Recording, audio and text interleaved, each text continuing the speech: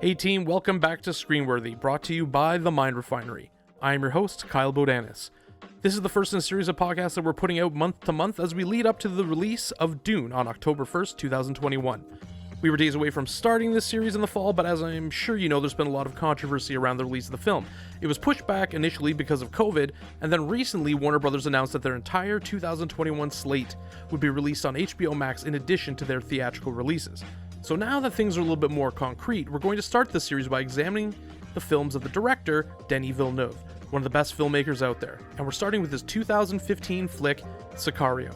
If you like what you hear, rate and subscribe wherever you get your podcasts, and if you have time, follow The Mind Refinery on social media. And now, here's the show. All right, people, here today to discuss Denis Villeneuve's drug war epic, Sicario, our Mind Refinery creatives Boyan Nedick and John Neal. Gentlemen, welcome.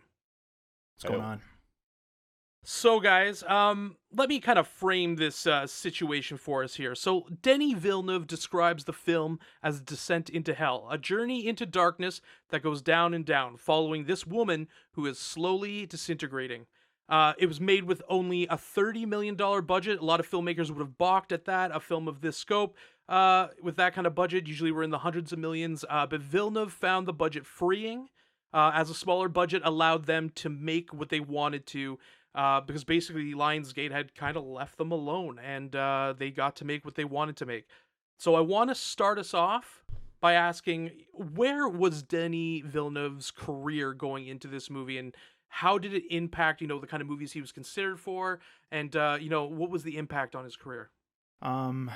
Well, first of all, I think this movie kind of put into perspective the scale in which he was sort of able to deal with things at, and the film feels very vast in scope for a $30 million budget, and I think like his prior films that he did, like Prisoners obviously was a huge movie that was just amazing as far as just the story and the whole thriller aspect of it. But before that, he had like Incendies and Polytechnique. Those were very sort of indie style films. But I think Prisoners and more so Sicario was the thing that sort of pushed him into the whole dealing with the scale side of things as far as the scaling up of the world, I think. Yeah, I mean, I don't know if anybody at the time, actually ever framed it that way, or if this is just like a, hindsight thing, but it really, Sicario really looks like it was kind of a test of, this big test of can this indie art house filmmaker handle a big production? And he not only did handle a large scale production with a very big, not a very big, but a fairly large cast of A-listers, but he handled it with a small budget, doing a much larger scale thing than what that budget could, traditionally accomplish, and then also made I think it was like 89 million is what it brought in versus what it cost. So he did really well, and he passed the test both in terms of can he tell a story of that scale, can he, the action scenes, the set piece elements, as well as sort of the storytelling and handling that kind of cast. So and it shows what he got after that and how he's gone bigger and bigger every single time. Yeah, his previous two films were Enemy and Prisoners. I mean, Prisoners, I feel like, was the one that brought him into the headspace of English audiences the most. I mean, especially more importantly for his career, Hollywood executives, they started looking at what he can do. It's a fantastic film that we're going to do an episode on. But Sicario kind of represents the next step after that, dealing with set pieces, big scenes, raids, this big convoy scene, but he kind of hits two notes. He has, the ability to take genre, like science fiction, like the drug thriller, which has been done so many times, and and make them kind of into high art. So if you're an executive, he kind of hits your big action movie needs, while kind of leaving you in good shape for award season. And these are the kind of films he's getting into now. He'll go on to make Arrival, which we will also talk about, which is a fantastic movie, and then take on the nerd wank fest of all nerd wank fests until Dune comes out, Blade Runner, without having people think he was a complete fuck up, which I thought was impossible up until this time. But I mean, he's done fantastic. I mean, this film is objectively brilliant. He takes a tired item, the drug thriller, and makes it something more, something that seems fresh, something that seems original. And the ability to do that, I think also the centering on a strong female character was a good call too, because it's kind of, you kind of see her in this, surrounded by this world of the ends justify the means, and she's, she is still a little bit more of an idealist and just almost seems broken by the end of it. So I want to look at, when this came out, what was your overall thoughts on the film? Well, I actually don't remember what led me to go see this movie, because this was my first introduction to him as a filmmaker. I had not seen Prisoners yet. I hadn't seen Polytechnique or Incendies or even Enemy. And I was absolutely floored by how good this movie was, because I think I just didn't expect it to be that good. And I didn't know anything about the people involved. Like, I didn't know that Roger Deakins was a cinematographer on this. Obviously, I didn't know who Denis was, but again, this is a very sort of, as you say, a sort of played out genre, at least up until the time this came out, which I believe was 2015. And he put his spin on it, and I think that's what sort of is the solidifying factor, is that he has this ability to create atmospheres in his films where the tension is just like right from the opening scene in the murder house. The stakes are so high from the very first scene, and it doesn't feel like it's, out of, like, it doesn't bombard you with action at the beginning like some movies tend to do, where they think they can raise the stakes in the first scene and then the rest of the movie, you're just off to the races. But Sicario's a slow burn, but right from that opening scene, the tension throughout the rest of the movie just permeates in the atmosphere, and you just feel so on edge the whole time, that I think that was really the difference. It was his ability to sort of, just give it that atmosphere that separates it from other films and TV series of that genre. So I was completely caught off guard by how good it was when I saw it. For me, it was, I don't remember any marketing for it or anything like that actually caught me, or anything trailer-wise. I think I actually saw it with one of you two, maybe some other people, and it was, the only thing I knew about him is I knew Benicio del Toro was in it, and I'm a fan of his. And then when I saw it, I was just like blown away by what you said, the atmosphere of it. I've never heard of Denis Villeneuve before that movie, so I definitely hadn't seen any of those other movies. And on the surface, it doesn't seem like it, the movie's anything special in terms of its genre and the story and whatnot. But it that atmosphere, that tension, the characters, sort of the focus on the characters and the performances of those actors were just all so good, and that music was incredible to keep that tension sort of connected throughout the film, that I was blown away by when I walked out. And I also think that one of the things that it's mainly about is, do the ends justify the means? And I think that's a lot different than what we're used to seeing in this genre. Like, we don't usually see it from that perspective. It's mostly about either glorifying the drug life, or it's about or the cartel lifestyle, or it's taken from a different angle. Angle I felt through that lens of Emily Blunt's character was just a super interesting way to spin the genre in the way that they spun it, which I don't really think was done quite like that before. Yeah, she represents sort of that, she like just idealized sort of version of, not even idealized, but somewhat of a positive idealized version of the enforcement of law and whatnot. And she follows rules, there's procedures, there's way things are done, and you kind of you're dragged, as every time she's confused and shocked, and by how much worse can this get in this world. She knew about it, but she until you experience it, you don't really know about it. It was kind of her experience, and you're kind of pulled in with her with that. And I think, I mean, that's that kind of trope of the rookie or the new guy or whatever that doesn't know anything about this and is kind of drawn into this darker and darker levels of absurdity and insanity is a trope. Like it's been done, but I think it was done really well in this setting and in this thriller setting and sort of this crime story setting.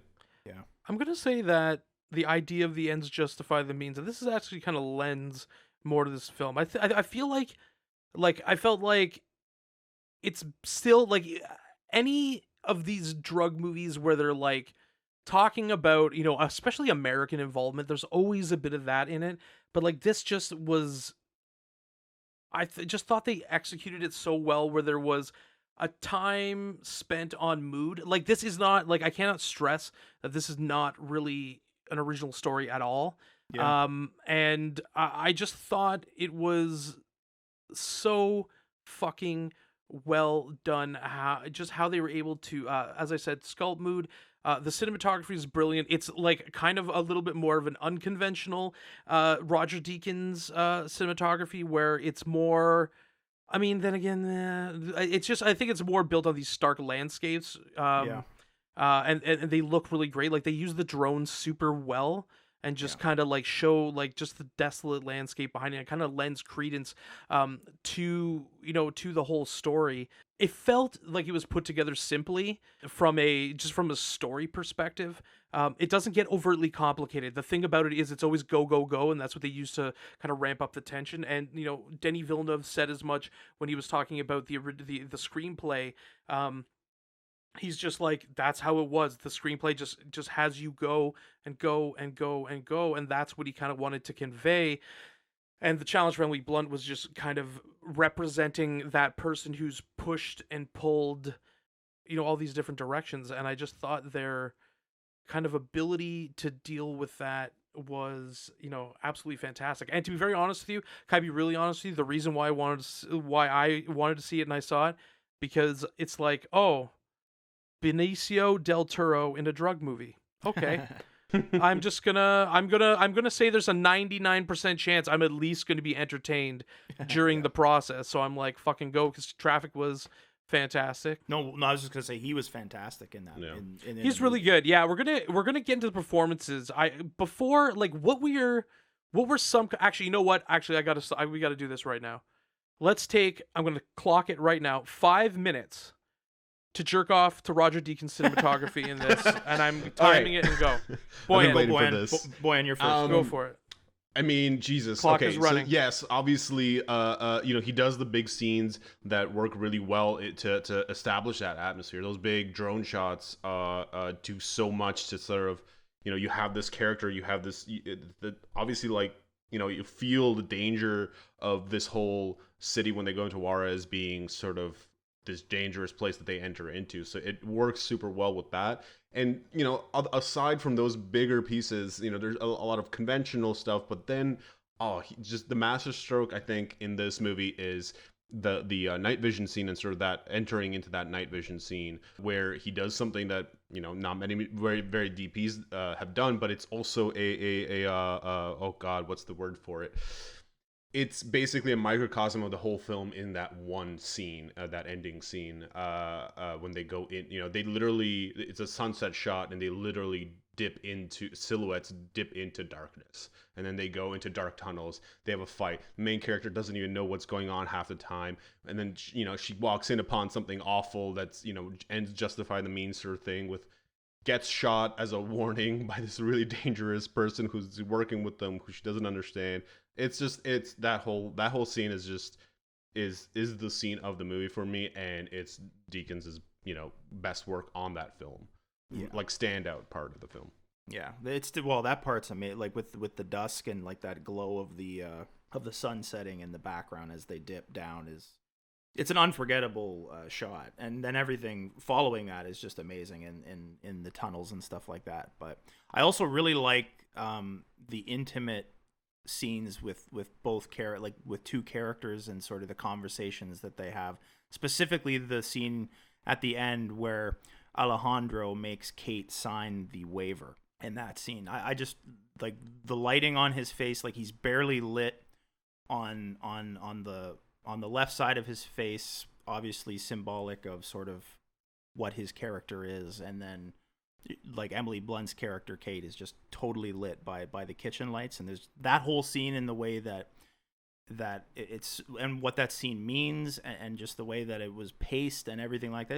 It was just beautiful. I think this is one of the those Deacon movies where it's like, again, super indie as far as most of the stuff he's done, like big budget stuff, and I think that was sort of the thing that, you know, like at least the technical aspect that raised it to another level. Like I don't know, with a $30 million budget, if you had someone that wasn't maybe the best living cinematographer ever doing this, if it would have justified sort of, I guess, the scale of it and just the technical aspect of it, because that elevated the movie so much just from having him do it.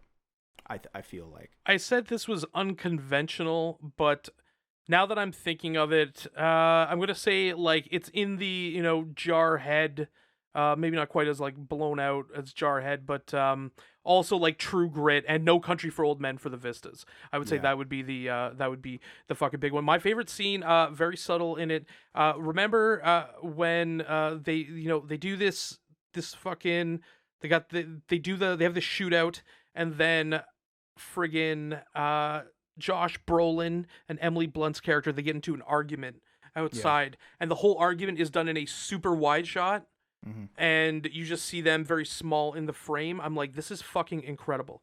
I'm like, after they come back from Juarez, right? Yeah, when they come back from Juarez, which I believe is that big convoy thing, and which was, that scene is ridiculous, which we'll get to. So I mean, I really, really enjoyed that. I love that he let the actress fill the space, and I was debating whether or not they shot coverage, and I'm like, nah, they probably didn't shoot coverage. And then as soon as I saw the budget, I'm like, these guys didn't shoot coverage. These guys were not going over. For anything. So, you know, that was really great. And honestly, you know, I'm in terms of the great Roger Deakins performances, I think this probably gets lost.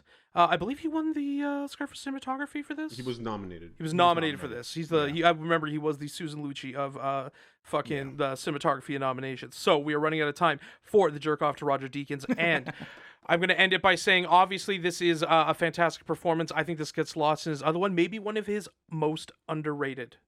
Yeah. Let's At move the on. time, no, I would say, but boy, and we don't have time. Yeah. We cannot jerk off Roger Deakins anymore. We cannot get into it. Okay. Favorite scenes. Oh my God, that's there's quite a few that are really good. Like the opening scene is, I mean, it's unbelievable. The scenes where they're driving through Juarez and taking him back over the border, like the shootout scene at the border's awesome. The scene in the tunnels are awesome, and even the scene where Benicio's character kills the leader of the cartel at his mansion is just. That's one of the most intense scenes I think I've ever seen up until that point, to be honest with you. But I would say probably that scene at the mansion, and then the ending scene where he holds the gun under her jaw to make her sign the waiver. And actually, really, that scene I think really stuck with me because it was awesome, because he was giving her a way out. Like, he was almost saving her in that scene, because, you know, she didn't want to sign it, and by holding the gun to her to make her sign it, I think in the end she would be able to live with herself because she was forced to do it. So it was something that she didn't do freely, and I think in Alejandro's mind, that was his way of going, she'll be able to live with herself because I forced her to sign this. That's a good point. Yeah. Well, I mean, I'd already in my Deakins jerk off, I've already, you know, said what my favorite scene was, which is that night vision scene, just because it just manages to accomplish being a microcosm of the whole, of the larger story and the themes in it in this one condensed scene. Which, I mean, to me, I guess it's more than the one scene. It's the, you know, before they enter the tunnel to about to the aftermath when he kills the boss, but. In that sense, that sequence to me is the strongest in the whole film, and is incredibly sort of, I don't know, poetic, I guess, to everything that it needs to everything that it says about the whole film and in that one scene. I really should have said part of this when I was trying to jerk off Roger Deakins. But okay, so the Juarez scene with the convoy, and then eventually that shootout in the traffic just over the border, that was incredible. It was such a tense scene. But even just like Roger Deakins and Denis Villeneuve made just driving through the city enjoyable. Oh, yeah. It's like, okay, guys, what's happening in this scene? They're gonna drive through the streets, and then what? They're gonna drive through the streets more, and it's gonna be tense. And it's like, okay, that sounds ridiculous. Actually, it ends up being awesome, and it's fantastic, and it's well shot, and just the whole idea of it, like you really, you know what? It almost invokes the same feeling as like the Humvees and stuff going through Mogadishu in Black Hawk Down. Mm-hmm. Right, but it's like weird because you're on like North American soil, and it gives you that feeling of like you are an invasive presence, and that the camera itself is an invasive presence being there. I thought it was really great. This is a scene where the performances really kind of shine through. The scene where he kills the drug lord and his family. First of all, I believe that Benicio del Toro has been typecast to be a guy who's in movies where characters just fucking kill their entire families. Like in fucking Usual Suspects. Remember they go through that fucking story? Yeah. A classic Benicio performance that we will get to. I know I really like that scene. I liked, and this is where the Roger Deakins thing comes in. I love how warm that scene is from it like feels more warm and saturated than the rest of it, which is a little bit more stark. It's almost like the dude's life is like away from all that stuff that's going on, and he has a family and tries to have a semblance of a real existence despite completely breaking down and destroying things around him. I thought that was fantastic. I think that just what they were able to do with the performances in this, and we're kind of like segueing into that now. I mean, when we're talking about the performances, like Denis Villeneuve said he fully expected to be making films in Quebec throughout his career. But like he's like that's what's going to end up happening, in that he uses Legally Blonde 7. He's like and the only time I would be called by Hollywood is for movies like that. Which he had no interest in making, so he kind of resigned his life to working in the Quebec industry, which is a self-contained industry and does quite well. But he said that one thing he loved about this level of movies was like getting to work with this level of talent. So he like praised the entire cast, specifically Emily Blunt and Benicio del Toro. So let's talk about Emily Blunt and what we felt about her performance. She's fantastic. You really see the events through her lens of things, and I think that she goes through so many ups and downs in this movie, and like aside from the fact that there's tension there all the time, he was able to do it in a way where that tension is just literally funneled through her character the whole movie, and like you feel like you're sitting next to her going on this crazy ride the whole time. And yeah, I just thought she was spectacular. I think this is probably her best performance that I've seen her in anyway, for sure. Yeah, I mean, I would have to echo everything you said, but she's sort of the emotional center and carrier of this movie. She is the representation of the audience throughout this movie, in terms of what we feel throughout this is carried by her performance and by her reactions to things.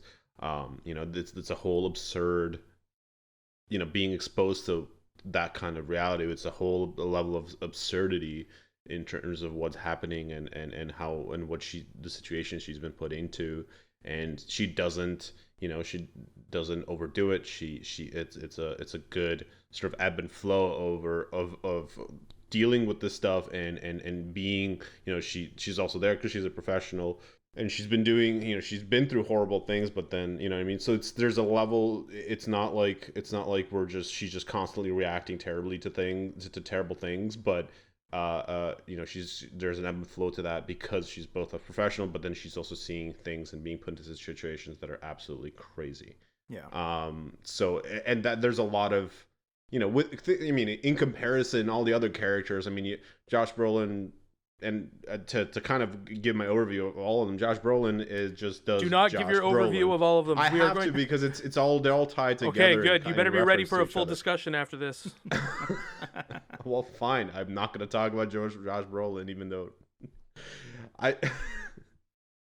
All right. So yeah, no, she does a really good job. I don't know if it's her strongest performance, just because Emily Blunt tends to put in very solid performances in everything she's in. There's not many examples I could bring up where she's subpar, but and she does really well on her part in this. So Yeah. She is versatile as fuck. Very. Yeah. So, her breakout role was Devil Wears Prada. She's hilarious in that movie. She's it's where she is introduced to the world in really a large where there's hype around what she's doing, and I thought it was fantastic. And the fact that she can execute that so well, but then come in and do such a polar opposite role. I think the breadth of her career speaks for itself. I think this is probably her best role. I think that, first of all, American accent. Thoughts on the American accent? I thought she did fantastic. Bang on. I was a little upset that she had no Texas accent, though, but yeah, cool. Also, same for Daniel Kaluuya. I know we're talking about her, but same for Daniel Kaluuya. Actually, really good. American accent. Yes, he did really good too. We're gonna get to Daniel Kaluuya, who is, he's another one. I believe that this is probably one of his breakouts. So, Emily Blunt did fantastic. As I said, versatility.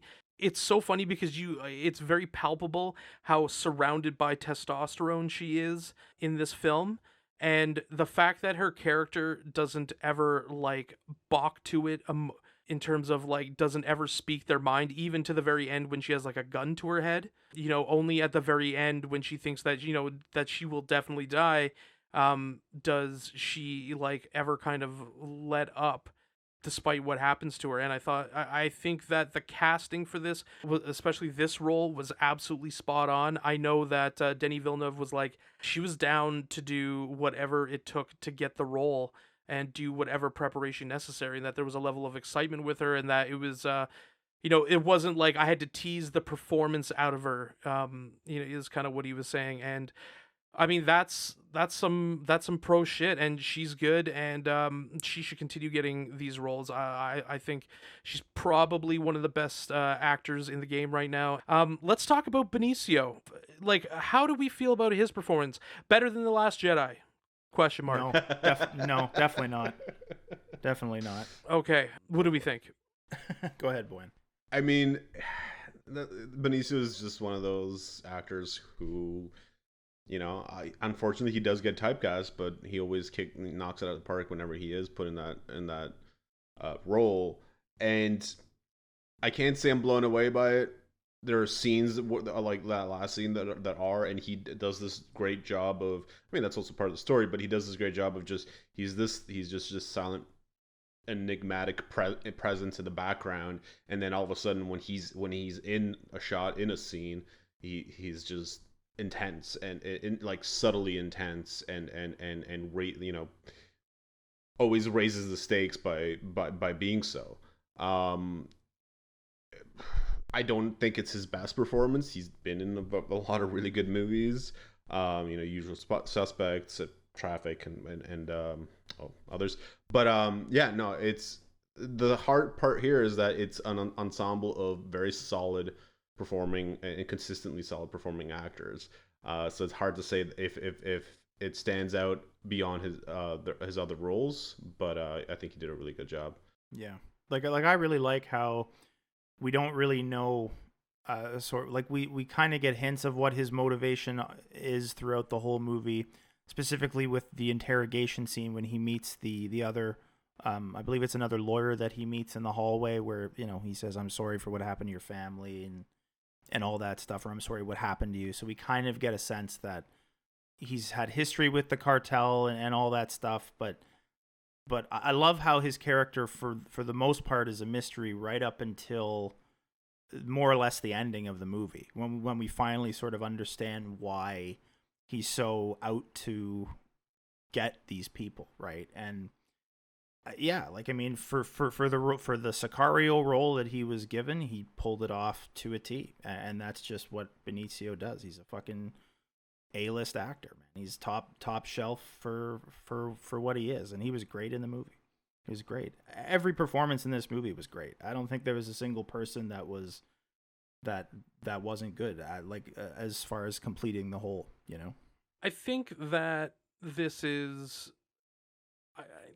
I'm trying to debate where it is in the Del Toro pantheon. Boyan, I think you made an excellent point in terms of his ability to be mysterious and his ability to, and like you also see, in true anti-hero kind of fashion, he starts off as a hard ass and then he kind of, he kind of plays the thriller trope of the guy who knows exactly what he's doing, the expert who's like, nope, you guys need to do this if this happens. And then he's just kind of noticing all the moves and all the games. And he's really, really good at that. He's mean. He's menacing.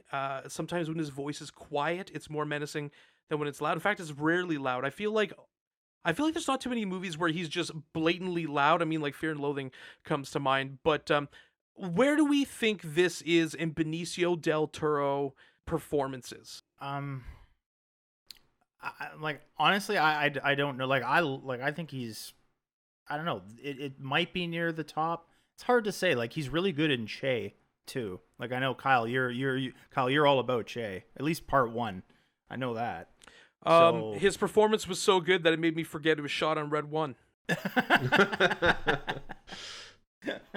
Yeah, I mean, Che is fantastic. I think Che is his best performance. I think that was the role he dreamed of playing and was born to play.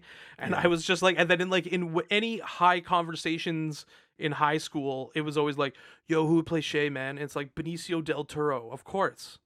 Yeah. You didn't even have to put a fucking costume on him. You just had to just walk him onto set, and he's just ready to go.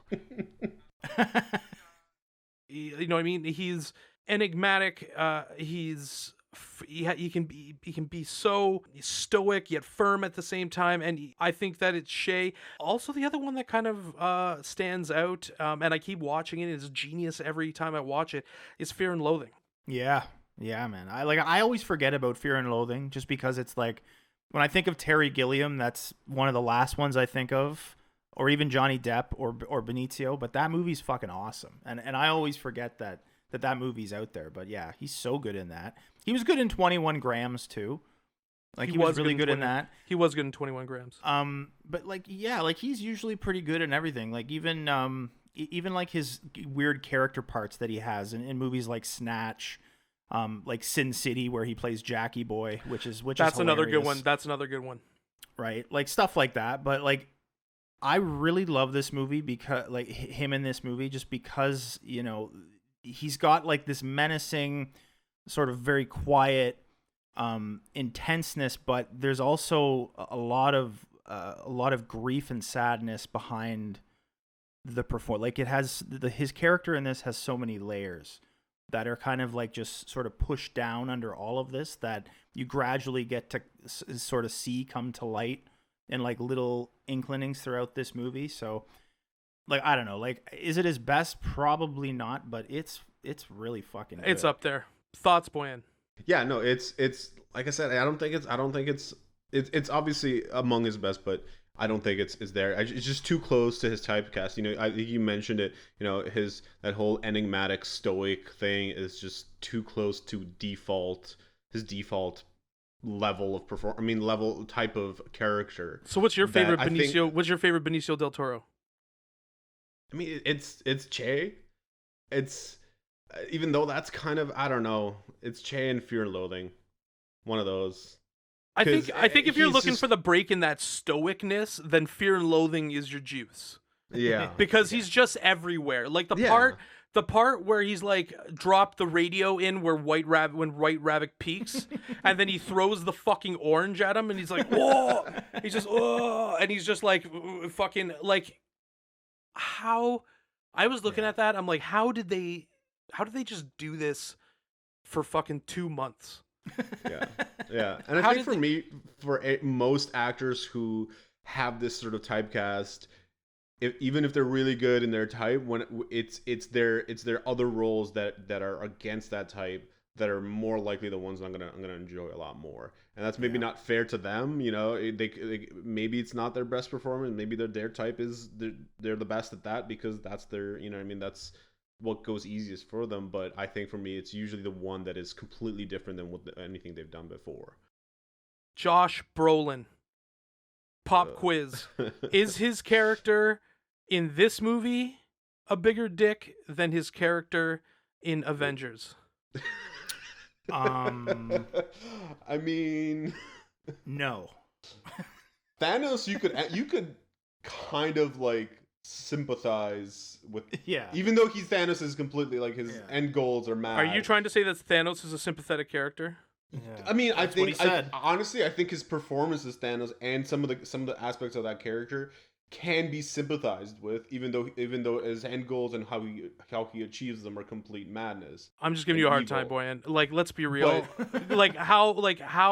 How much could they listen? I didn't mind the first Avengers. I didn't like the second half of it. But I think that when they're like, we're doing Thanos, I'm like, they're going to fuck this up. There's no way there's not. And you know what? I love Josh Brolin. And then when I saw Thanos, I'm like, he looks like a big Smoggy's purple baby. And I'm like, and then all of a sudden, I'm like, if there is something bad about this movie, it's not him. Yeah. He plays a villain who's this purple guy with testicle chin. And he fucking like there's no, you know, I mean, I guess I'm gonna reference Reddit here, but there's a subreddit called Thanos Did Nothing Wrong, which is fucked up, but it's like, it's also the fact that even ironically people could become fans of him by sympathizing with Thanos in some way is kind of goes to his credit in that performance. So I think, whereas this performance, I mean, this is like what I would call default. I think Josh Brolin is just this guy. Like, I think he just shows up to meetings in fucking sandals and a fucking a t-shirt and just says, you know, has that shit-eating grin and just says stupid shit and people take him seriously. Just walks on set. Hey, Denny, do you have any tortilla? Yeah, like I think he peaked with Goonies, but he's like Orson Welles. Yeah, come on. He's like Orson Welles. I think his best movie might be No Country, as far as just his performance. But I really liked him in this too. But he's been in like so many great movies, even like not even just as the main character, but even as like a supporting character. Like, you know, he's he's been in Milk. Oh my god, Milk. He was really good in Milk. You know, he was Tom Chaney in True Grit in sort of a small part in that movie. Yeah, he's Thanos. He was in American Gangster too. Because he was the crooked cop, Detective Trooper. Yeah, Detective Trooper. You're gonna have to tell me when you're coming into this part of town. Yeah. But yeah, like he's just really solid, and he's obviously a Denis Villeneuve go-to because he's gonna have a big part in Dune coming up as well.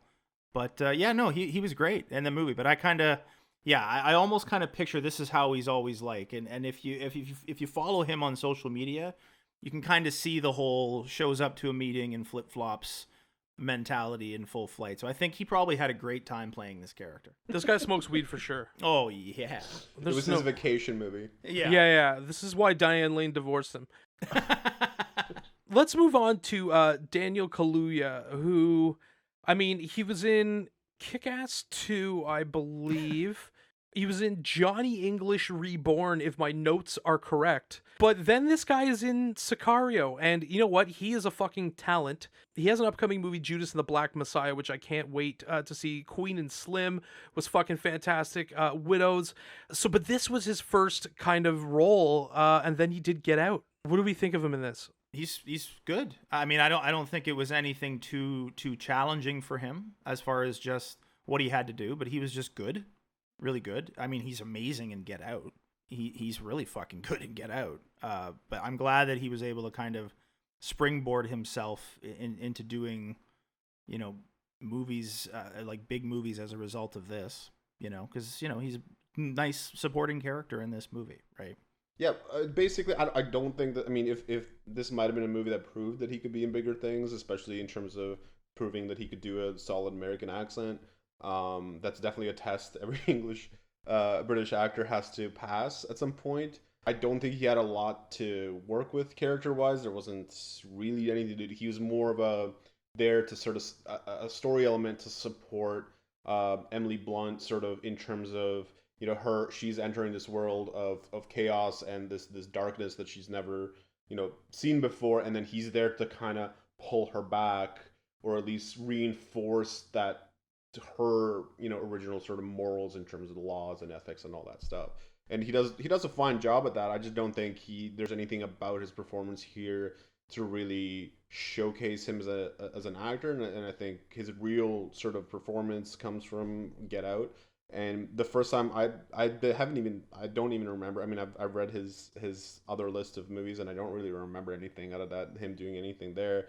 But the role that I remember him first from is he's in the first episode of Black Mirror. Black Mirror, yeah, I was going to the say very first episode. Yeah. And I love that episode. Like, That's correct. I can't say maybe it's because of him, but that episode and his key role in it is really what got me to love the hell out of that show. It blew my mind. So I mean, I think if he has chops, he either showed them there or learned them there, and then I'm happy. I'd love to see him in more bigger movies here in Hollywood movies.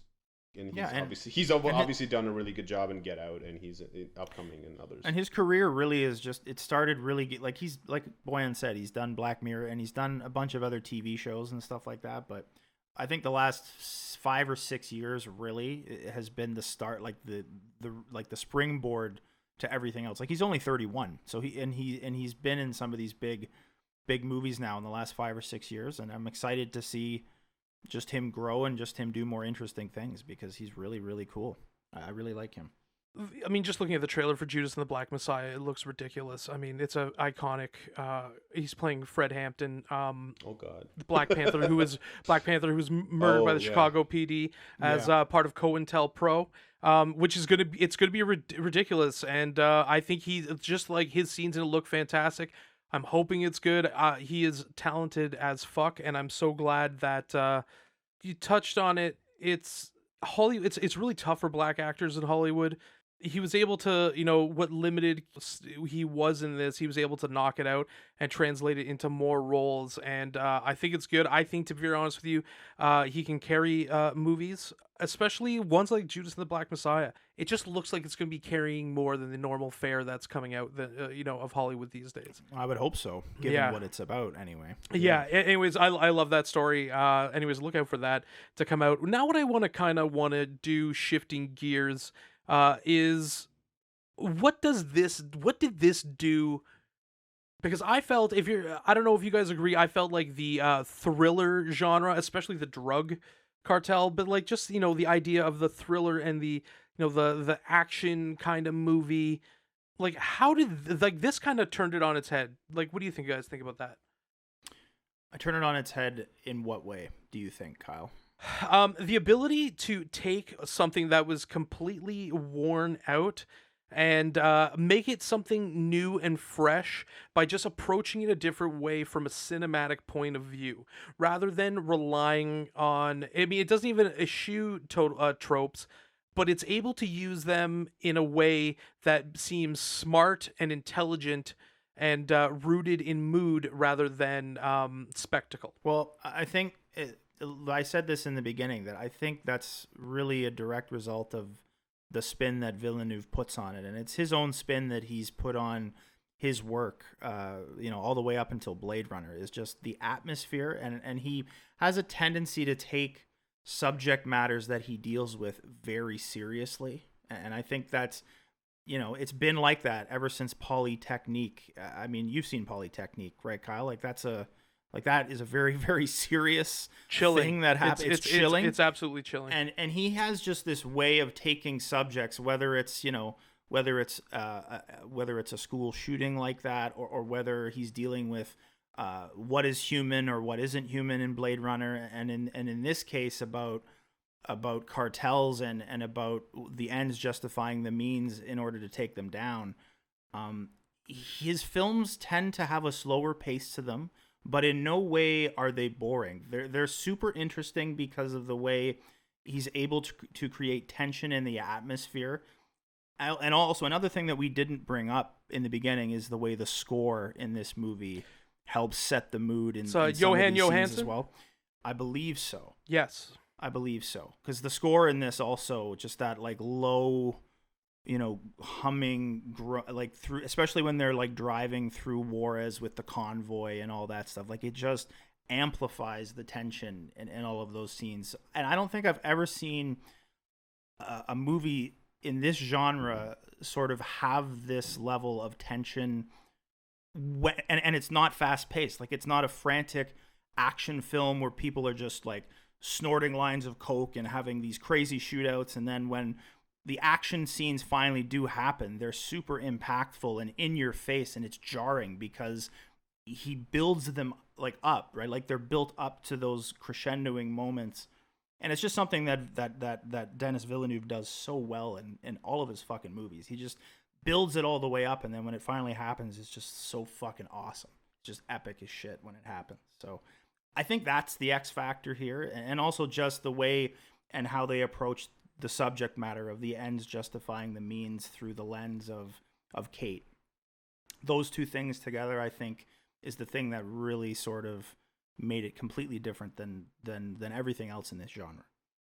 Yeah, I mean, what's sort of fresh to me is just how well the thriller genre is done. I think a lot of problems with thrillers that I find are ones where, they go intense as fast as possible. Well, not as fast as possible, but they get to a level of high intensity and then they just never let off.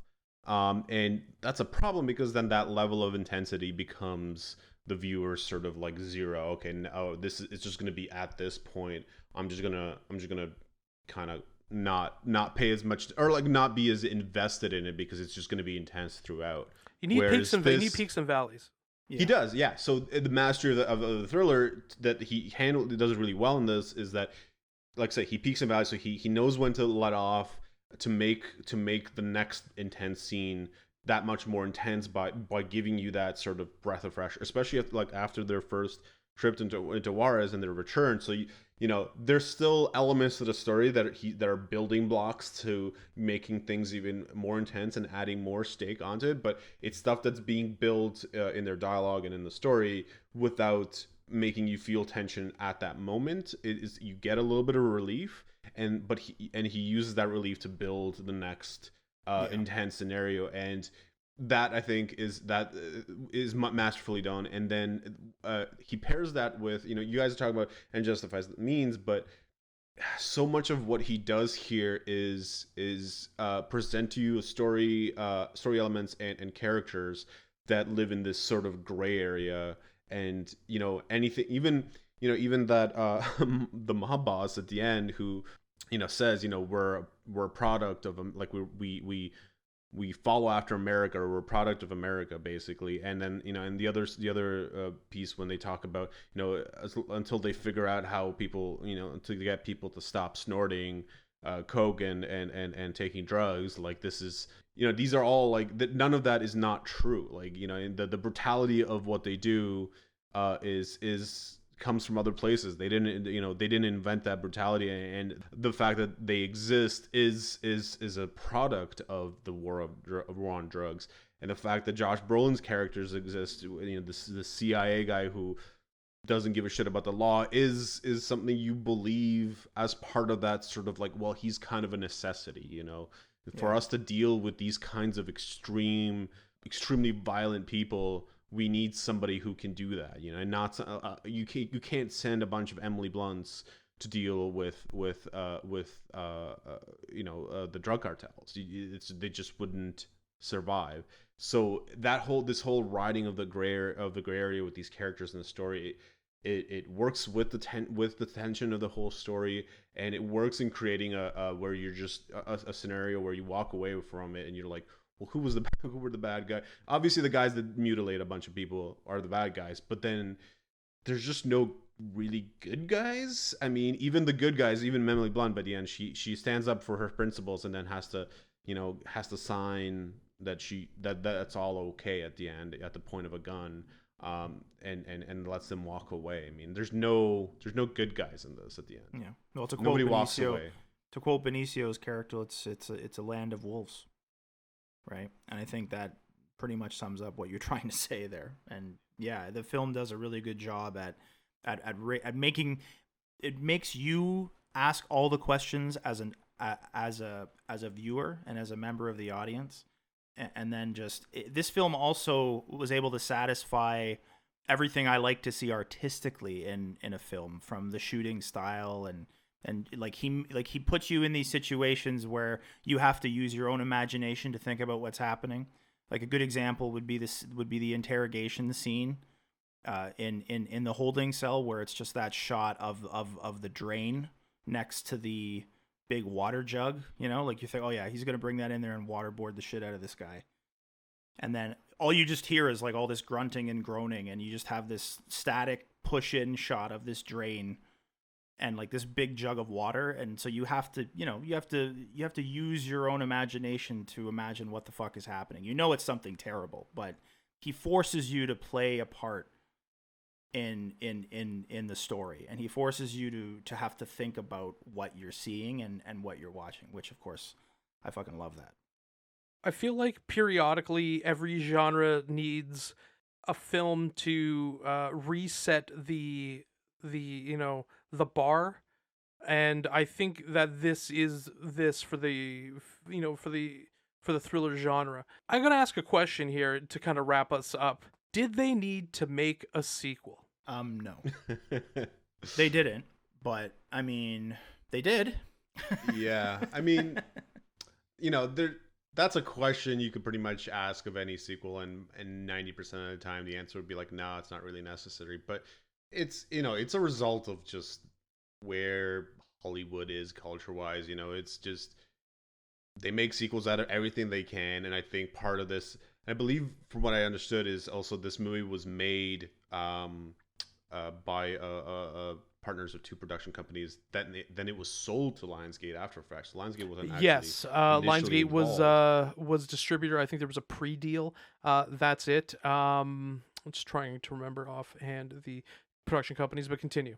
So what I believe is, I mean, what I obviously I don't know, but what I believe with the scenario is, this film that cost this much money and then made what it cost, plus made double and plus some more with 89 million, so almost 3 times as much. For a company like Lionsgate, that's it's like, oh, it's, if we can continue with this, that's a nice little profit. Let's just do it again. And from what I read, and I don't know about the actual intentions, it could just be bad reporting, but it even looks like it would have been, Denny would have possibly even done the sequel, but I think he was actually working on something else at the time. I'm not sure exactly what. So did they need a sequel? No. Did they, they obviously, I'm pretty sure the reasons for making another one was money. And I think, I believe I remember reading that the writer is actually, he has this whole, there's like a trilogy of movies that a series of movies set in that, what they called a neo-Western crime movies sort of series of things that he wanted to make. I don't know if that's going to work out. So I think there was ideas, at least from the writer. So maybe it wasn't purely inspired by money. Obviously, they saw an opportunity to make some money. They did.